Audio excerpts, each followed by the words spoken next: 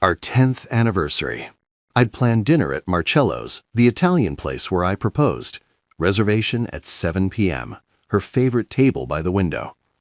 I left work early, stopped at the jeweler for the bracelet I'd been paying off for 6 months, and headed home to change.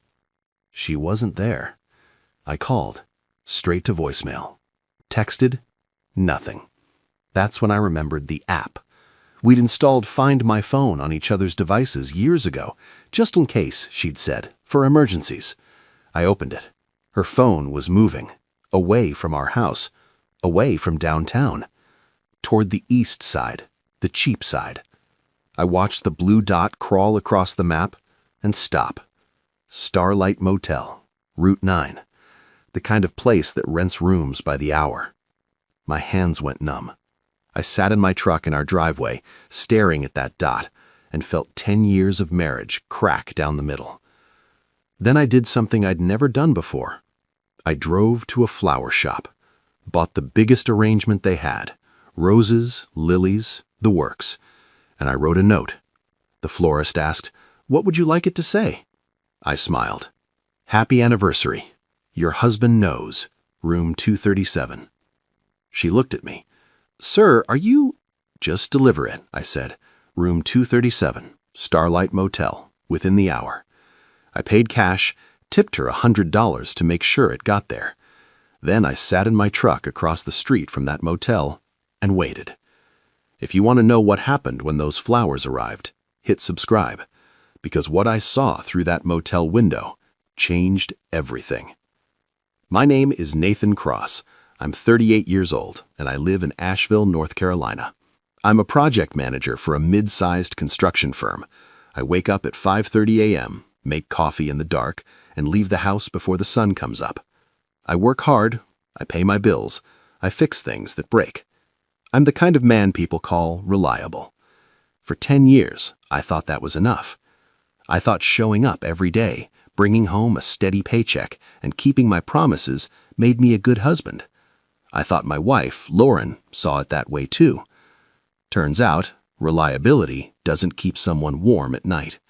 And showing up doesn't mean anything if the person you're showing up for stopped caring years ago. Lauren and I met in college, UNC Asheville. She was studying marketing, I was in engineering. We met at a house party junior year. She laughed at my jokes. I loved the way she tilted her head when she listened. We dated for 3 years. Got married right after graduation. Small wedding, backyard reception, her parents' house. We didn't have much money, but we had plans. She wanted to work for a big agency. I wanted to build things that lasted. We rented a tiny apartment in West Asheville, shared a car, ate ramen, and called it an adventure. Those were good years. We stayed up late talking about the future. Kids, a house with a porch, trips we'd take when we finally had money. I thought we were building something. I thought we were on the same team. The cracks started small. Around year 5, Lauren got a job at a marketing firm downtown. Good salary, benefits, room to grow. She started working late. Big campaign, she'd say. Client dinner. I didn't question it. I trusted her. Around year 7, she started going to the gym more. New clothes, new haircut. "I just want to feel good about myself," she said. I told her she looked great. I meant it. Around year 8, the sex stopped. Not all at once, just gradually, like a faucet turning off drip by drip until one day you realize the sink's been dry for months. I tried talking about it. She said she was stressed, tired. "It's not you, Nathan. I'm just overwhelmed." I backed off, gave her space. I thought I was being supportive. What I was really doing was giving her room to drift away. By year 9, we were roommates. We shared a house, a bed, a mortgage, but we didn't share a life. She had her routine, I had mine. Mornings, I'd leave before she woke up. Evenings, she'd come home after I had already eaten. Weekends, she had brunch with friends. I had projects in the garage. We were polite. We didn't fight. We just existed in parallel. I told myself it was normal, that all marriages go through phases. I told myself we'd reconnect, eventually. I told myself a lot of things that weren't true. Our 10th anniversary was on a Saturday, October 14th. I'd been planning it for weeks. Dinner at Marcello's, the same restaurant where I'd proposed 10 years earlier. I'd called ahead, requested the same table by the window, the one with the view of the mountains. I'd picked up the bracelet I'd been making payments on, white gold, her birthstone engraved with our anniversary date. I even took the afternoon off work, something I almost never did. I wanted it to be perfect. I wanted to remind her, and maybe myself, why we'd started this in the first place. I got home around 4 p.m. The house was empty. No note, no text. I called her, straight to voicemail. I texted, "Hey, reservations at 7, you getting ready?" No response. I waited 20 minutes, tried again. Nothing. That's when the unease started creeping in. Lauren was a lot of things, but she wasn't careless. She always answered her phone. Always. Unless she didn't want to. I sat on the edge of our bed, phone in my hand, staring at the screen. That's when I remembered. 2 years ago, after a friend's car broke down on a road trip, Lauren suggested we install Find My Phone on each other's devices. Just in case, she'd said, so we can always find each other if something happens. I agreed. It seemed smart, practical. I opened the app. Her phone was active, moving. I watched the blue dot crawl across the map, away from downtown, away from our neighborhood, east, toward the industrial part of town. Then it stopped. Starlight Motel, Route 9. I stared at the screen. The Starlight wasn't a place you went for a vacation. It wasn't even a place you went for a decent night's sleep. It was the kind of motel you saw in crime documentaries. Peeling paint, neon sign with half the letters burned out, hourly rates. The kind of place you only went if you didn't want to be found. I sat there for a long time. My brain tried to come up with explanations. Maybe she was helping a friend. Maybe there was some work thing I didn't know about. Maybe... But I couldn't finish the thought, because deep down I knew. I'd known for a while. I just hadn't wanted to see it. I stood up, pocketed my phone, grabbed my keys. I didn't plan what I was going to do. I just moved. I got in my truck and started driving. Not toward the motel, not yet. Toward downtown. There was a flower shop on Lexington. I'd passed it 1,000 times. I pulled into the lot, walked inside. The woman behind the counter looked up. "Can I help you?" "I need your biggest arrangement," I said. "Roses, lilies, whatever looks expensive." She smiled. "Anniversary?" "Something like that." She started pulling flowers, arranging them in a massive vase. "What would you like the card to say?" I paused. Thought about 10 years. Thought about the bracelet in my pocket.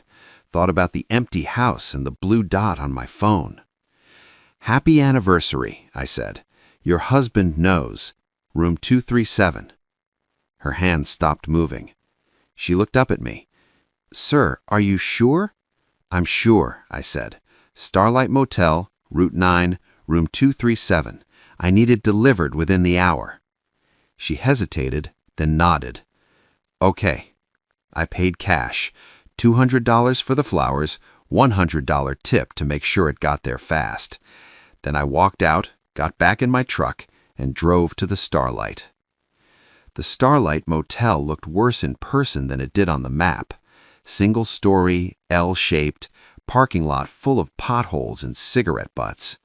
A neon sign buzzed above the office. Vacancy. The V was dark. I parked across the street, in the lot of an abandoned gas station. From there, I had a clear view of the second-floor walkway. Room 237 was on the far end. Door closed, curtains drawn. Lauren's car was parked 3 spots down.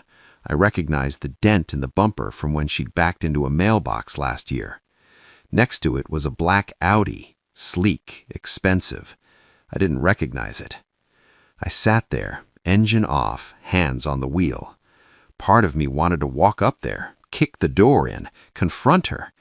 But another part, the part that had been a project manager for 15 years, knew that wasn't the play. You don't walk onto a job site without a plan. You assess, you document, you build your case. So I waited. 20 minutes later, a white van pulled into the lot, the flower shop logo on the side. The delivery driver, a young woman, maybe 25, got out, pulled the massive arrangement from the back, and checked her phone. She looked up at the room numbers, found 237, and walked up the stairs. I watched her knock. The door opened. A man answered, tall, mid-40s, dress shirt unbuttoned at the collar. I didn't recognize him. The driver handed him the flowers, said something. He looked confused. Then he looked at the card. His face changed. He turned, said something to someone inside the room. A moment later, Lauren appeared in the doorway. Even from across the street, I could see her face go pale. She took the card from his hand, read it. Her mouth moved. I couldn't hear the words, but I could read the panic. She looked around, frantic, searching the parking lot. I didn't move. The man grabbed her arm, pulled her back inside. The door slammed shut. The delivery driver stood there for a moment, then walked back to her van and drove away. I sat in my truck, heart pounding, and realized something. I wasn't angry. I wasn't even hurt. I was calm, because for the first time in years, I knew exactly what I was dealing with. I didn't go up to the room. I didn't need to. I'd seen enough. Instead, I pulled out my phone and opened the camera. I took photos, Lauren's car, the Audi, the room number.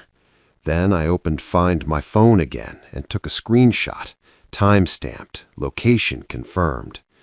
I saved everything to a cloud folder, backed it up twice.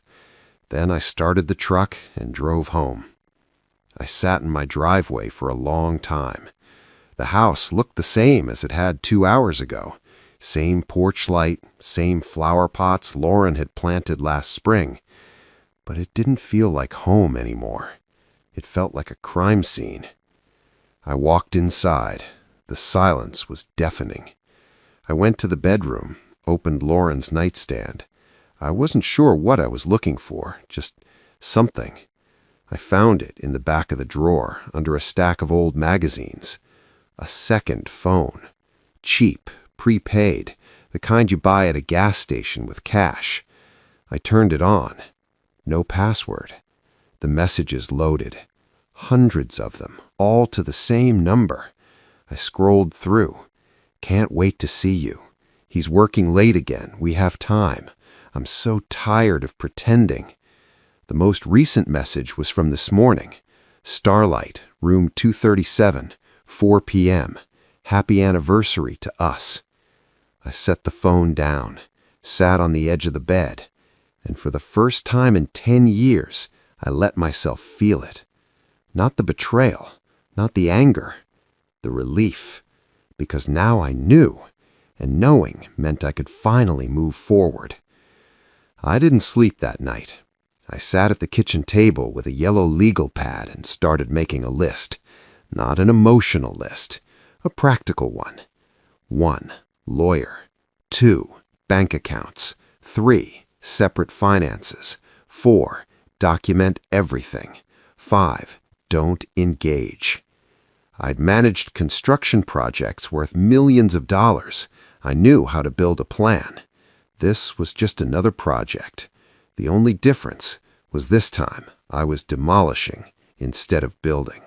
Around 2 a.m., I heard a car pull into the driveway. The front door opened, closed. Footsteps in the hallway. Lauren appeared in the kitchen doorway. Her makeup was smudged. Her hair was a mess. She looked at me. I looked at her. For a long moment, neither of us spoke. Then she said, "Nathan." I held up a hand. "Don't." "I can explain." "I don't want to hear it." Her face crumpled. "Please, just let me—" "How long?" I asked. She froze. "How long, Lauren?" She looked down. 2 years. 2 years. I nodded slowly. "Who is he?" "It doesn't matter." "Who is he?" She swallowed. "His name is Derek. He's a client." "A client?" Nathan, it wasn't supposed to happen. It just... Stop, I said. My voice was calm, too calm. I don't want the story. I don't want the excuses. I just want you to know that I know. She stared at me. What are you going to do? I stood up, picked up the legal pad. I'm going to bed. You can sleep in the guest room. Tomorrow we'll talk about how this ends. Nathan! I walked past her, didn't look back. Behind me, I heard her start to cry. I didn't stop. The next morning, I called a lawyer. His name was Richard Moss, a guy I'd worked with on a commercial project 2 years ago. Tough, smart, no nonsense. Nathan, he said when he picked up, what's going on? I need a divorce attorney. There was a pause. I'm sorry to hear that. Don't be. I just need someone who's good. I know someone, best in Asheville. Her name's Andrea Calloway. I'll text you her number. Thanks, Richard. Nathan, he said before I could hang up, whatever you're feeling right now, don't make any big moves until you talk to her, okay? Okay. I met Andrea that afternoon. Her office was downtown, clean, professional, walls lined with law books. She was in her 50s, sharp eyes, firm handshake. Tell me what happened, she said. I told her, all of it, the app, the motel, the flowers, the second phone. She took notes, didn't interrupt. When she finished, she set down her pen. Do you have proof? I pulled out my phone, showed her the screenshots, the photos, the messages from the burner phone. She scrolled through, nodded. This is good. This is very good. What happens now? Now, she said, we file. North Carolina is a no-fault state, but adultery still matters, especially when it comes to alimony and asset division. I don't want to drag this out, I said. I just want it done. Understood. But Nathan, you need to be smart about this. Don't leave the house, don't give her ammunition, and whatever you do, don't let her know you've lawyered up until we're ready to file. How long will that take? A week, maybe 2. I'll draft everything, and then we'll serve her. I nodded. Okay. She leaned forward. One more thing. How are you doing, emotionally? I thought about it. I'm fine. You're not fine, she said gently. No one's fine after this, but you will be, eventually. I stood up, shook her hand. Thank you. We'll get through this, she said. For the next 10 days, I lived in my own house like a ghost. Lauren tried to talk to me. I didn't engage. She cried. I didn't respond. She asked if we could go to counseling. I said no. Nathan, please, we can fix this. There's nothing to fix, I said. It's already broken. I made a mistake. You made a choice, I corrected. For 2 years. That's not a mistake. That's a decision. She didn't have an answer for that. On day 11, Andrea called. We're ready. Okay. The process server will deliver the papers tomorrow at her office, 10 a.m. Good. Nathan, she said, after she's served, things are going to get ugly. She's going to be angry. She's going to try to negotiate. Don't engage. Let me handle it. I will. And one more thing. Change your locks. Today. I did. The next morning, I went to work like normal. At 10:15, my phone buzzed. A text from Lauren. What the fuck did you just do? I didn't respond. Another text. You can't just serve me at work. Do you know how humiliating that is? I turned off my phone. At lunch, Andrea called. She's been served. Her lawyer just reached out. They want to meet. When? Friday, 2 p.m. I'll be there. The meeting was in Andrea's conference room. Lauren sat across from me with her attorney, a man named Paul something. Slick suit, too much cologne. Lauren's eyes were red. She looked smaller than I remembered. Paul started. Mr. Cross, my client is willing to negotiate a fair settlement. No, Andrea interrupted. We're not negotiating. We're presenting terms. She slid a folder across the table. Mrs. Cross committed adultery. We have documented proof. Text messages, photos, timestamps. Under North Carolina law, that affects her claim to alimony. Paul opened the folder. His face tightened. "This is ironclad," Andrea finished. "Your client had an affair for 2 years. She used marital funds to finance hotel stays with her lover. She's not entitled to alimony. She's lucky we're not asking her to reimburse my client." Lauren's voice cracked. "Nathan, please." I looked at her. "You made your choice, Lauren. Now live with it." Paul tried to regroup. "What about the house? We're selling it," Andrea said. 50-50 split after the mortgage is paid off. Mrs. Cross can keep her car, her retirement account, and any personal belongings. Mr. Cross keeps his truck, his retirement, and his tools. "That's it?" Paul said. "No alimony? No support?" "She makes $85,000 a year. She doesn't need support. She needs accountability." Lauren was crying now, full sobs. "Nathan, I'm sorry. I'm so sorry." I didn't respond. Paul looked at his client, then at the folder. "We'll need time to review. You have 48 hours, Andrea said. "After that, we file a contested divorce and make this public. I don't think your client wants that." Paul's jaw tightened. "We'll be in touch." They agreed to the terms. The divorce was finalized 60 days later. The house sold in 3 weeks. We split the proceeds. Lauren moved to Charlotte. I heard she and Derek didn't last. Apparently, affairs don't translate well into real relationships. I stayed in Asheville, bought a small house in the mountains, 1 bedroom, big porch, view of the Blue Ridge. I got a dog, a rescue mutt named Hank. He's good company. I still work construction, still wake up at 5:30, still fix things that break. But now when I come home, the house is quiet, in a good way. No tension, no lies, no wondering. Just peace.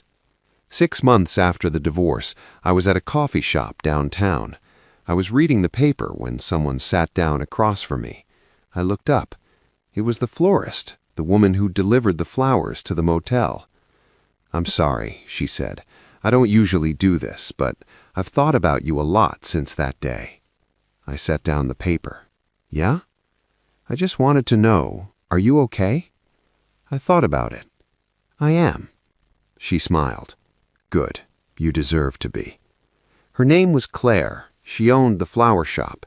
We talked for an hour, then 2. She didn't ask about the divorce, didn't pry. She just listened. When we left, she handed me her card. "If you ever need flowers, or coffee, or just someone to talk to." I took it. "Thanks." I called her a week later. We've been seeing each other for 3 months now. It's slow, easy, honest. Everything my marriage wasn't. I don't regret sending those flowers. Some people said it was petty, cruel even, but I don't see it that way. I see it as the moment I stopped being a victim and started taking control. Lauren thought she could have it both ways, the stable husband at home, the exciting affair on the side. The flowers were my way of saying, not anymore. Not with anger, not with drama, just with truth. And truth, I've learned, is the most powerful weapon you can wield. If you've ever been betrayed, if you've ever had someone take your trust and shatter it, if you've ever had to rebuild your life from the ground up, this one's for you. You don't need revenge. You don't need to scream or break things or make a scene. You just need to know your worth, and then protect it. Comment, "I know my worth," if this story hit home. Hit subscribe for more stories about men who chose dignity over destruction, because the best way to win isn't to fight dirty. It's to walk away clean.